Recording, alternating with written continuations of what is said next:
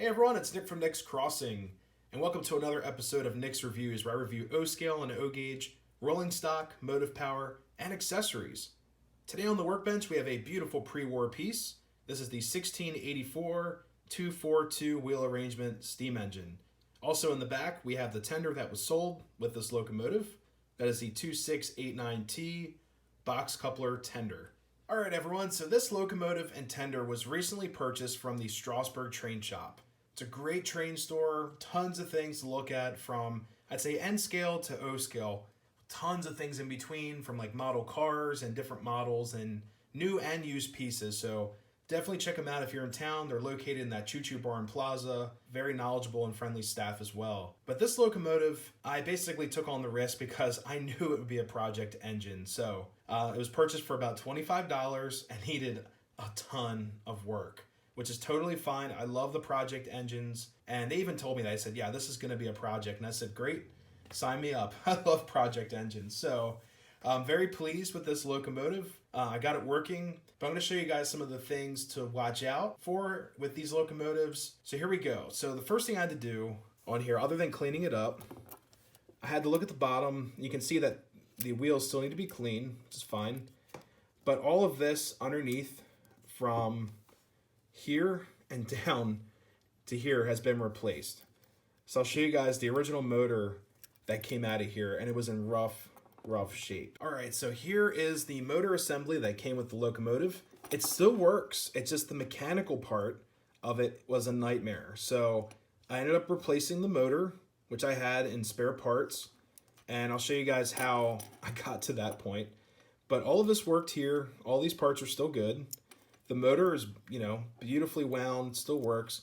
This is only loose because there's a screw that holds on the trailing truck, and everything else is great. The E unit works, tons of parts, and they actually have screws so you can pop the E unit out if you were to need it for something else. But this is where it got kind of weird, and I saw this when I bought the locomotive. One of these rivets was actually popped and rusted out. I believe it was this one here, and I actually had to bend the tabs in for that. And someone tried soldering it. See that big blob right there? That's a solder blob. So someone tried to save the little pop rivet by soldering this in. That did not work. So I had all of this together. And one interesting thing is with these, if you don't have the timing right, it grinds up the gears. So this gear in the middle, if you guys watch this, so notice how my rear wheel is not spinning a whole lot.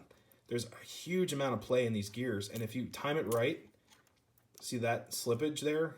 And look, yeah, it just doesn't even grab.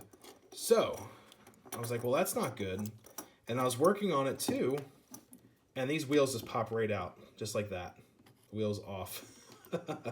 So one thing I like to bring to your guys' attention is that if you see motors in older pre-war or post-war pieces have the one center gear, you might have this play issue.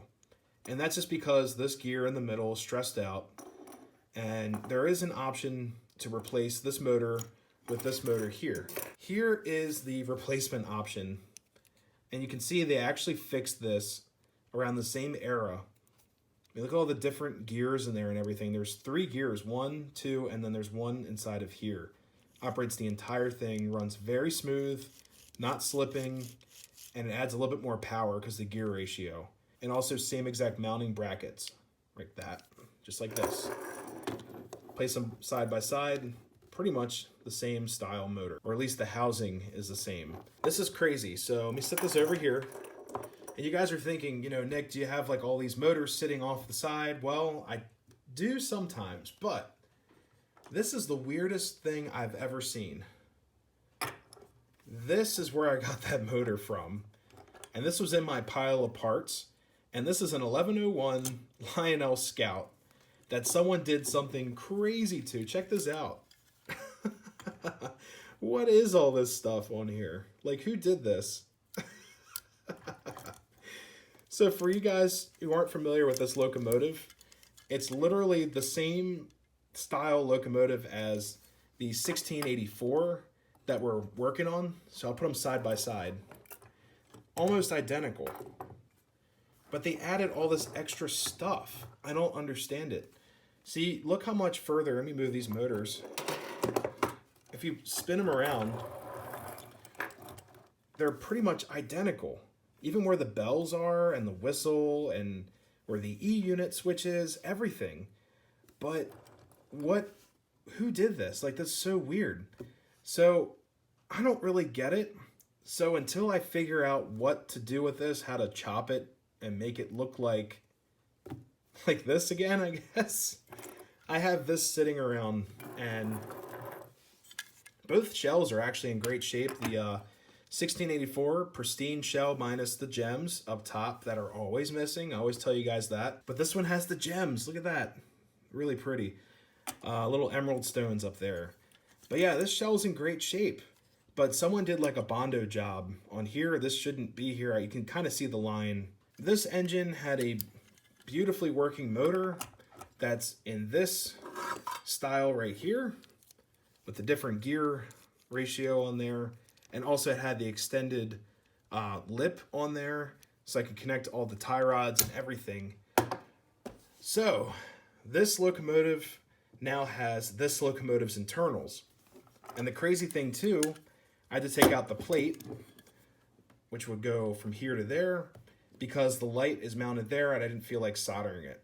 Also, the weird thing too, whoever put the light in this locomotive painted it green. So now this engine has a green light. It looks really cool, but you don't see it out of the lens. So when this engine is coming down the track, you see a nice bright white light coming out of here, but the side light, the bleed from the light is green. So I think that's really cool. I'm gonna leave it like that. All right, so before we go into running the 1684, I wanted to show you guys that I think there's a method behind the madness of why someone did this to their poor Scout. This is my 6200 Williams turbine engine. And yes, I am aware this is not the Lionel turbine engine that's all jet black, and it's a classic post-war piece, but this is the next best thing, honestly. These are great runners. They'll run and run and run, and they've run very smoothly and no problems thus far, so knock on wood for that one. But anyways, I think they were trying to go for a turbine look, especially looking at the different drivers on here or different trucks. If you compare these to these back here, very, very similar style. They put, this almost reminds me of the Baby Ruth boxcar trucks, and then these are just generic post-war trucks. They even left the coupler mechanism on there. Really cool. They put the front vent on here. Looks very similar to what you have on a turbine right there. Check that out. And that's the closest theory I have. And that all goes back, in my opinion, I think it went back to maybe cost, because this engine back in the day would have been very expensive. Would have been one of Lionel's premier pieces out of their catalog, of the 1946 catalog. So that's one reason. The Scout was a beautiful set. I would love to get my hands on a Scout set. But back in the day, they were considered the budget, ready-to-run style sets, released in 1948. So there are other variations of this model as well, or this toy train. But back in the day, maybe this person went over a friend's house or saw it out of a magazine or heard about it at a train store, maybe even seen them during Christmas time, and they really wanted this loco, but maybe they couldn't purchase it because these were probably very expensive. A great example today, a Lionel Turbine S2 locomotive on their website goes for around $1,300. That is a lot of money to shell out just for a train. Just one theory out there, you know, it's just really interesting. I might just keep this as is because it's a little bit of history, or one day I might mod it back to its former glory as a Scout. So let me know in comments what I should do with this. You know, what should I do with this locomotive? It doesn't attack turns very well, even though I have 042 turns, but tell me what to do, because I'm at a loss. All right, so I got the 1684 ready to roll on our tracks, but before then, I want to point out some really cool features of this locomotive. So first, you get a 3-position E unit, lots of ornamental things on top, steam domes, you know, sand dome, whistle back here, a bell up here. I believe this is supposed to mimic a generator all the way back here behind the E unit. And I love how that tab is nicely hidden back there. Up here you get an ornamental stack. You can actually see the light bleeding out And up front you would have the 2 green lanterns, but those gems are missing, of course. We have a very bright headlight up here. Check that out. And you can see the green light bleeding out. So the light is not green up here. It's just green down here. Really interesting why they painted that bulb. But anyways, you have a lot of moving parts in here. I love seeing all this stuff move. And when it's timed out, it runs beautifully. It doesn't waddle. It makes it that much better. Up front, they did not give you an ornamental coupler. You just have the catch up here. You have a lead truck, trailing truck, or sorry, pilot truck. And just lots of really cool details that are in the mold. All these lines going down here, an air tank, some riveting. You know, they actually put riveting in here, which is really interesting. And up front too, they added riveting down here as well. Really cool piece. They do have handrails on these. That's another cool feature as well. All right, next we have our 1689T tender. And yes, I do have one. I had to dig it out of the collection. And this one also has a whistle. And I think that's a modification that I did many, many years ago, because I think this tender originally came with a 1688 torpedo nose. So check this out. Listen to this.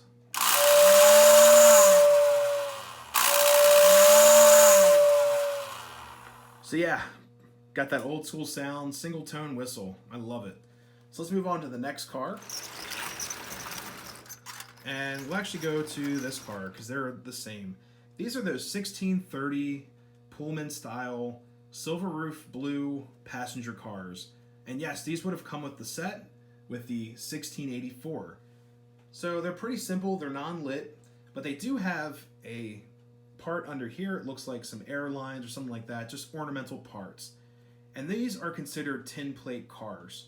They're extremely light and they do tend to bounce around. Alright guys, so I saved the best car for last, and we have an observation car. This is numbered the 1631 observation car, and right here it says Lionel. I think that's really cool. They added some gems up here, little red ruby style gems, and it even says observation right here. I know it's kind of hard to see with the red light, but it's a complete set. So one last thing before we run the engine around.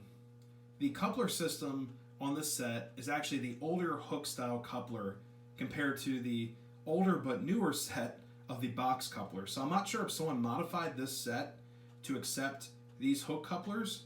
It's what this set has. And honestly, I prefer these couplers because I have more pre-war items in this coupler style than the box coupler. But knowing that this is from the 40s, it most likely would have had the box coupler. And also on the engine, move this over.